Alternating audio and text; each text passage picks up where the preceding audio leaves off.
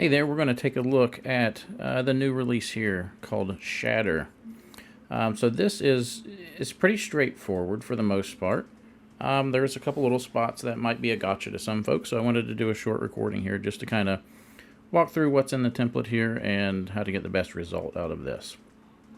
Again, I say this a lot, but if you use any of my templates, you're going to be pretty familiar with most everything in here and how it's all set up. So it's pretty straightforward. We got our layer stack in here. So if we take a quick look here, we've got some color grading layers. These are just going to add some color and contrast effects on the kind of end before the image is processed out. Now those are layered, so you can turn these layers on and off independently. You can change the opacity of these layers to kind of customize the overall look that you want. I always recommend desaturating your subject. I always recommend neutralizing your subject tones before bringing them in, which will help that color grade to apply a little bit more naturally. But again, it's layered there, so you can change that independently. We have some facial highlight layers here for lighter and darker skins. We'll talk about those in just a moment as we go on down the layer stack, where there's some optional text down here. This is just a normal text layer that's just edited as normal text, so we can just double click here on the icon to say Wildcats or anything that we would like it to say. There is a little text effect layer clip to this, again independently layered, so it can be moved around just to add a little bit of that shattery glassy type of effect over the text there. Let's turn that off. There is a darken foreground here, which is going to dim that down. I find it helps if you're turning the text on, just to make it a little more legible and readable. You can kind of darken that down. And again, move all these things around the way that you like them best. So let's just turn those off momentarily. As we come on down, we have a couple of groups here. The first one is our light glares. And so on these kind of shards of glass here, we have some little glares just to kind of amp up that effect of glimmering light off of them. We can expand this group. We can see those glares are independently layered. So if you would decide to move some shards or rotate or turn, you can move those glares to kind of match that as well. So now in our shards group, all of these kind of shards, these pointed objects, are all independently layered. There is a small group in here called extra shards, where these are just some little outliers in here, which can be turned on and off, moved around. And again, if we open that group, we can see those are independently layered as well. And then for all of the shards of glass below this, you're going to see each one is labeled here, and then we have a layer attached to each one of these called a smart object reflection. This smart object is what we're going to talk about here in just a second, but that's what's going to create this reflective effect on all of these pieces. Now, we don't want to change. We can, but we don't want to change the smart object. We've got a place where we're going to do that. You're going to see that in just a second to keep things simplified. But again, these shards, you could pick each one of these. You could turn them off and on. You can move them around. If you want less, you can turn some off. If you want more, you could always duplicate and add more even. We just need to be sure that for the reflection effect to kind of take effect, we need to have this smart object clipped to that shard. So if you would add more, just make sure to copy that and clip it as well.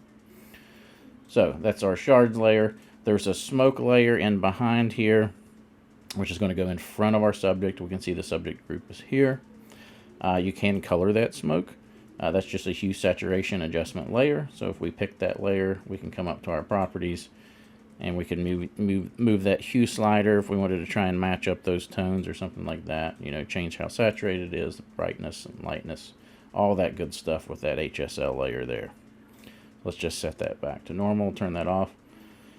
There's a darkening subject layer here, which we'll see how that affects when we drop our subject in just a second. And then we got our name on the top and bottom. Again, those are just simple text layers. We have a glare that's on the background here. Again, that could be moved or changed as you would like.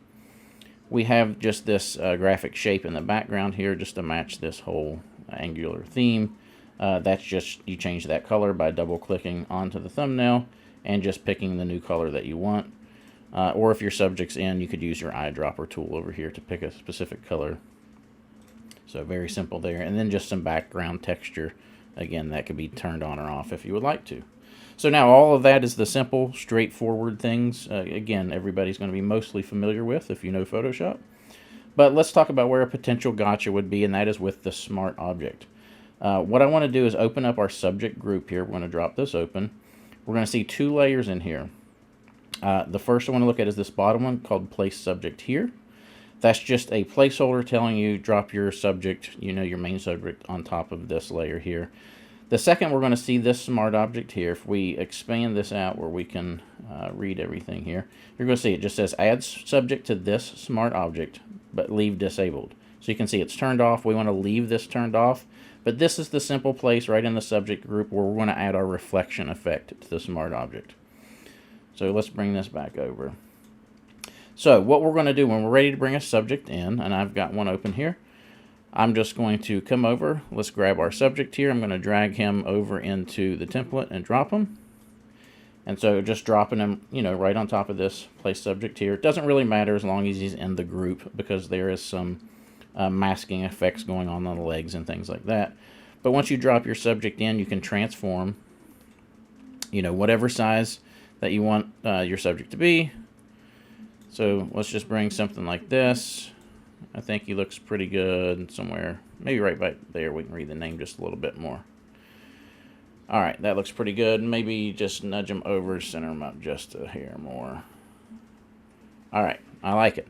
Now, to add the effect, it's fairly simple here. All we're going to do on this layer here that says add subject to this smart object group, or to this smart object, sorry, we're going to double click on this layer thumbnail. It's going to open up a new document window. And you're going to see there's a little set of guidelines set up here. What I like to do is just come back over to our main document. And you can actually grab that same subject layer from here. Make sure your Move tool is selected. And I'm just going to hold Alt or Option, drag our subject into the new window that opened up, and release.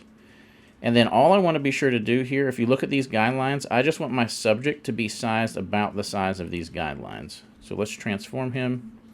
Let's make him a little bit bigger. So I'm going to bring that shoulder out to that side, that shoulder out to that side, and make sure his head's down here somewhere, near that line. Kind of like this. And so once we have our subject placed, and you're going to see here, place subject within guides. So that note is in there. We're just going to close this. When it asks us to save, we're going to say yes. Now you're going to see updating smart objects. This is now updating all of those clipped smart objects to all of those shards of glass to create our reflection effect. And once it does, you're going to see all of that's been populated now within these reflections. Okay, and as long as we make sure that the subject is within those guides, it should, we should have some of that subject in all of the different pieces here. Now, the good thing about this is, let's say for these top shards, I really like for their face to show in here. So what I like to do is with the Move tool selected, I'm going to turn on Auto Select.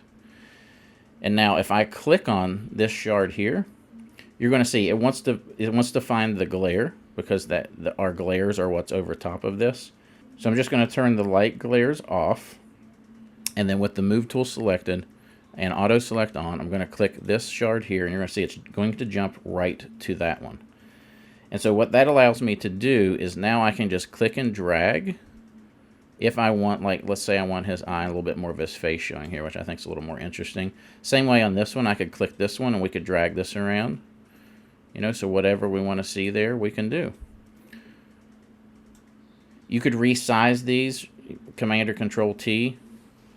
Let's do Command or Control 0 so we see the whole thing. If you wanted to make it a little bit smaller, a little bit larger, like you can see as you resize, all of this shows up clipped to that smart object there. So it's fairly straightforward to use once you kind of get in there and play around with it a little bit, but you can see all the layers are here. If you wanted to turn more of this off, we could turn, let's say, these extra ones off. You could pick and choose, like you could click that one and just disable that one if you didn't want that there. So it's really easy to kind of customize to the look that you would like it to be. And then, just like with most any other design, let's turn our light glares back on. That's going to give us that little bit of effect. We can come down to our shape here, And again, we could either use our color picker tool and pick a color, you know, from the subject. I'm actually going to pick that color, but then I'm going to darken things up because I like it to be a little bit darker there. That works. Let's take our text for our subject and change that maybe to white and click OK. And the last thing is, if we wanted to boost those facial highlights a little bit, I would come up this one here. You can see if we highlight over, this bottom one is for lighter skin. So I'm just going to grab a white brush, and it's going to tell you over here, paint on the mask with white as needed. So I'm going to make sure my mask is selected. I'm going to grab a white brush, and I can just kind of pop those facial highlights out just a little bit, just so I get that little bit more attention onto our subject there. And that's all there is to it. It's as simple as that. So once you play around with this, you're going to see it's fairly straightforward to use and customizable as you need. And I hope that you love this and get tons and tons of use out of it.